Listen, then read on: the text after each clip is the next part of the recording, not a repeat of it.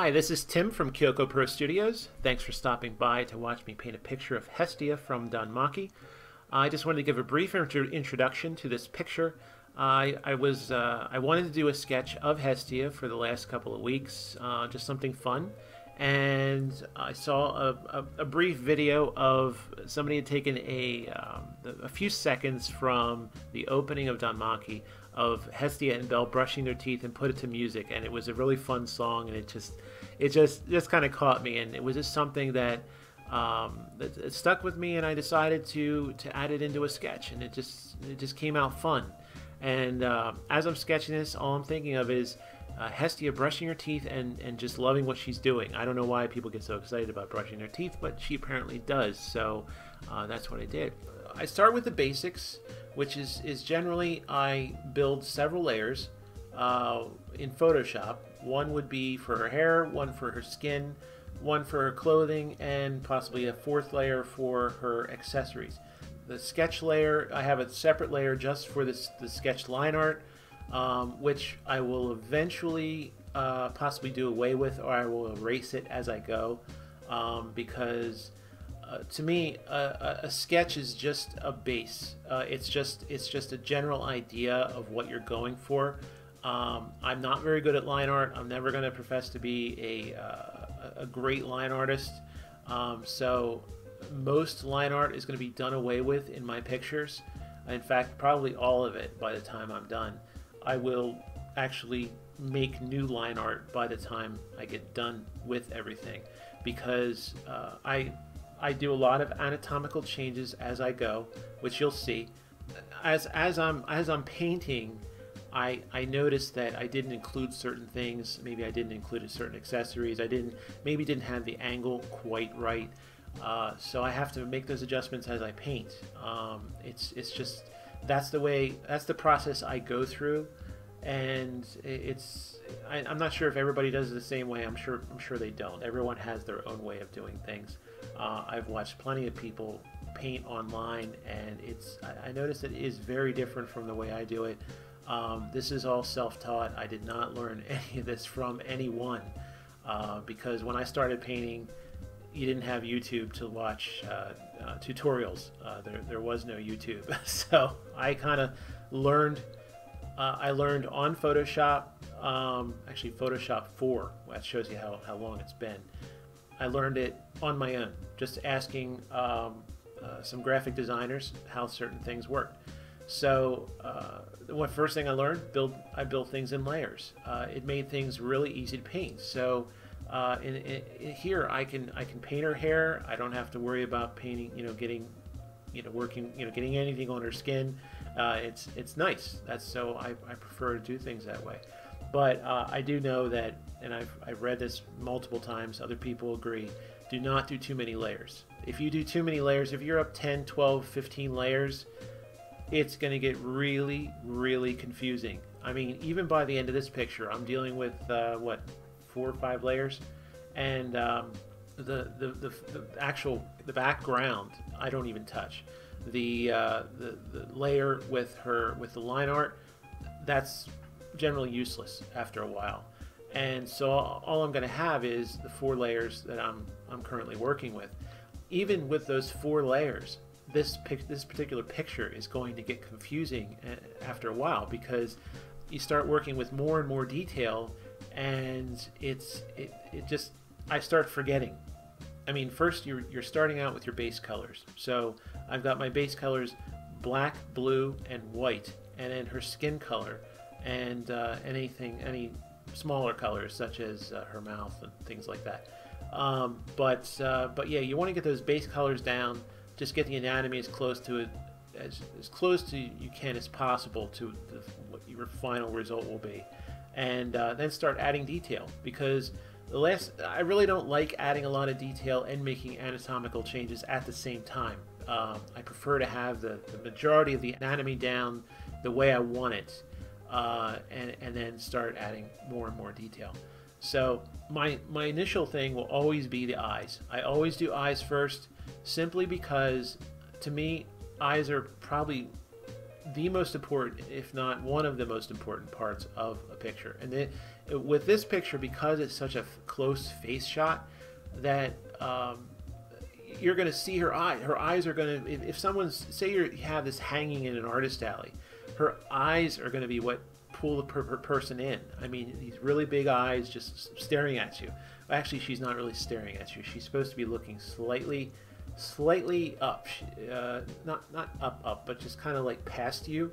I envision she's looking into a mirror, brushing her teeth, and you're just kind of viewing her brushing her teeth from just or slightly looking up. The light source is shining down onto the top of her head from the front, where that's why in my particular bathroom, that's where you have it. You have lights above the mirror, and they're shining down onto you. So that's kind of the way I picture it. In my process of envisioning how I want the picture to come out, I kind of envision a three-dimensional look of where she's at. So standing in the bathroom in front of a mirror, brushing her teeth, I kind of picture that whole scene in my head, and I just go from there. And then I also picture the mood, which would be, of course, really happy. You want that mood to come across for anybody who looks at this picture. That if they're looking at the picture, they're going to smile, feeling happy, even though all she's doing is brushing her teeth. They're going to be really happy watching her brush her teeth. That's the whole fun. That's the fun of the picture. You want to bring out emotion for anybody who sees it, and if you can get that across, a lot of times people will say that's perfect. That's what they believe that she should look like. So what I'm doing is I'm just going around different parts of the picture, from side to side, from the top to the bottom. I'm making sure that everything is as balanced as possible. That way, nothing looks odd in the very end. One of the things that you don't want is to get to the end of your picture and you notice that she has a huge lump of hair on the side of her head, on one side of her head, and it's not there on the other side. You need balance for this type of thing. Now, she's supposed to have sort of a straight across bang, with the sides of her hair are supposed to be equal sides. So if you make everything identical, it's not realistic. That's not how real hair is. I mean, it's going to be close, but as she's moving around, as she's brushing her teeth, her hair is going to move a little bit. So that's kind of the way I did things. Not to mention, when I'm doing hair is incredibly important in a picture. I find it creates movement. It can create sort of a drama where there is none. It can create a lot of things. If your hair is not detailed enough, it sometimes will take away from the picture. If it's too detailed, then it will be almost distracting. It could even be creepy looking. But so you have to find a nice balance between the detail in her face with the detail in her hair. With this one, I think I managed to get it where I wanted it to be. Even looking at it now, I mean, I finished this picture probably 2-3 days ago. A lot of times I'll come back after 2-3 days, and I'll just say, what was I thinking? You know, I'm completely wrong here. I mean, this anatomy is wrong and everything. With this one, I actually was happy. Even after several days of seeing it, I've looked at it multiple times, and I'm content, which is kind of uncommon.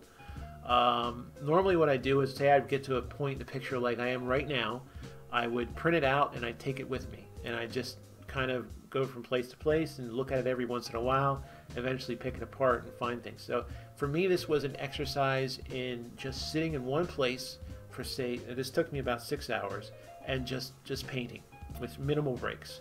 Just crank out a picture as quickly as I possibly could. That was what I would consider a production piece, something that would go into an artist alley or an art show, and just see how quickly I could get this picture out. And I didn't do anything too complicated. I made sure that I kept it as a simple pose, simple, happy picture, something fun, and that's kind of the way it came out, which is nice. I mean, you know, you can get along in a picture so far, and you can say this is just so wrong. I mean, at one point I wanted to see if I were to look in my in one of my files and see how many pictures I actually paint or start painting that I scrap before I get to one that I actually like. And I would say doing face shots or like a close-up face shot like this, I am more likely to keep it versus a full body shot. Full body shots, when you do with a complete background, I've scrapped dozens of pictures that just didn't go well. I just either had to do a complete redo, new pose, whatever. But yeah, I'm going off on a tangent anyway. But from here, all I'm doing is I'm going to add details to her. I'm going to make sure the coloring is right. What I just did was I made sure that the color of her skin was red enough. I prefer a slightly like a reddish tone. If it's too yellow looking, she's not going to look alive enough. Red or like a reddish tint, not overdone, but just enough, will give life to the picture. Will give it a little bit more kind of a dramatic look. If you overdo it, she's going to look like she has a major sunburn. You don't want that. So I'm just going to go and I'm going to add details, little details here and there. I know at this point, if I remember correctly, I have 2 or 3 good reference pictures from different angles, making sure that I am not missing anything. Sometimes, no matter how hard you try, no matter how many pictures you look at, you can't find exactly what her bow looks like, or what a certain accessory looks like. Sometimes you have to fill in the blanks yourself. One of the things I know I got wrong from the very beginning, if you might have caught this already, was the fact that she's supposed to have bells in her hair, not sticks. Some of them, they have like these I don't know what you call them. These stick things they put in their hair to keep the bun in place or something like that. Anyway, but she's supposed to have bells in her hair. I did not catch that, but we were looking at a couple of different reference pictures, and we're like, wait a second, what is that supposed to be? What are those supposed to be in her hair? And then we watched a little bit of a video, and there, bang, you got bells in her hair, and I realized it. And that I will fix later on. I usually wait till the very end to fix stuff like that. It's fairly easy to fix, but I really want to get the majority of the difficult stuff out of the way. The most difficult part of this picture for me would have been her clothing.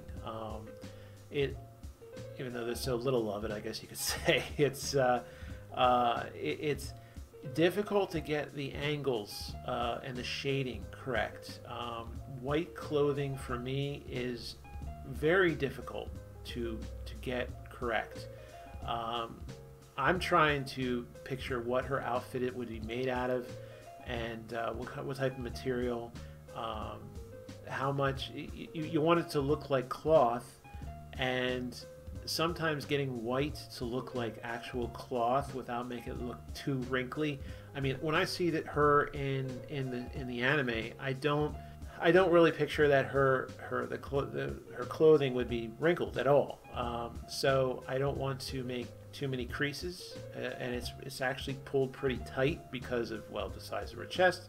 So I make sure I don't put too many creases in there, but I have to add some, even though the light is coming down onto her and would shine down onto her chest, which you can see I used a lot of shine on her chest, that you still are going to have some subtle changes in the white from her outfit, just to show that it's cloth. And so I had to work with that for quite some time to make sure that I got it the way it should be.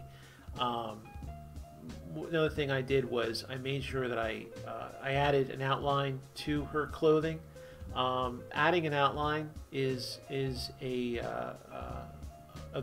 it's actually really helps with detail, because what happens is if you have she's fair-skinned, so her skin's going to be fairly, it's going to be very light colored, along with her white outfit. And then you have this blue ribbon and the blue bow and all that stuff. It's going to stand out, but her clothing is going to be all washed out. That's what it's going to look like. You're not going to, it's just going to just fade away. So by adding an outline, it actually kind of brings it out a little bit more, as you can probably see. Gives it a little bit more of a presence, and that's why I usually add an outline to clothing, to especially to lighter colored things, because, like I said, I get rid of my line art.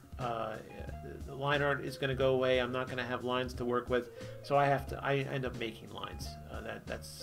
I do my line art after the fact. So I'm just going to keep going around, making sure that I get everything. I've had times, plenty of times, when you go through an entire picture, you're like, oh, I'm finally finished after cranking this out for hours and hours, and then you realize you totally missed an accessory of some kind, a ribbon in the hair or whatever. It's that you just didn't look it over. You get kind of brain dead at the end. At least I do. That's the reason why I really have to force myself to focus. The further I get along in a picture, when I get to that halfway mark, especially the halfway mark, I have to keep myself from turning away, watching videos, whatever else.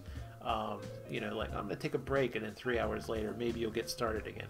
I have to make sure that I stay focused. This was part of this exercise, to sit here with the minimal amount of time and just focus on this picture and see how fast I could get it done. I don't have a ton of time. I don't do this full time. Of course, I do this part-time on the weekends, and my time is limited, which is the reason why I don't do lots of practice sketches and practice paintings and things like that. I just don't have the time. So for me, I try to devote all of my time to pieces that are going to be put up for sale in an artist alley or an art show. I try to practice sometimes. I do get a little bit in, so I try to, if I'm going to incorporate new things, I try to do it while I'm doing a final picture, as much as I can anyway, not something that I'm going to be really awkward looking. So overall, yeah, I'm getting to the very end of it. I'm probably just going to do a go over, make sure that I have details where they're supposed to be, making sure everything is balanced and finished, making sure shading is correct. If there's anything I missed, just try to catch it. I added a really subtle background, which would just be a basic blue. Just review everything, go over, make sure it's final. It's good to go, and then you're done. But of course, anything I do has to get past Zach, and he is going to be really strict with his critiques and whatever else. I mean, he's going to make sure that he catches everything. If something looks awkward or off, he's going to mention it, including that shading I just did for her toothbrush. He made sure that he went into the bathroom, brought his toothbrush up to his mouth, wanted to see if he got a shadow on his chin, which he did. So he came in and he said, "You must add a shadow." So I added a shadow. At this point, I am fixing the bells in her hair, turning them from sticks into bells. That was kind of easy, I must admit. That was it's fun to add those little things. So I thank you for watching this with me, and I hope you enjoyed watching Hestia being painted. And I hope you watch the anime too, which is an excellent anime. But I'll probably be doing these in the future, and so if you subscribe to the channel, you'll be able to see when they come out. So thank you very much. Have a great night.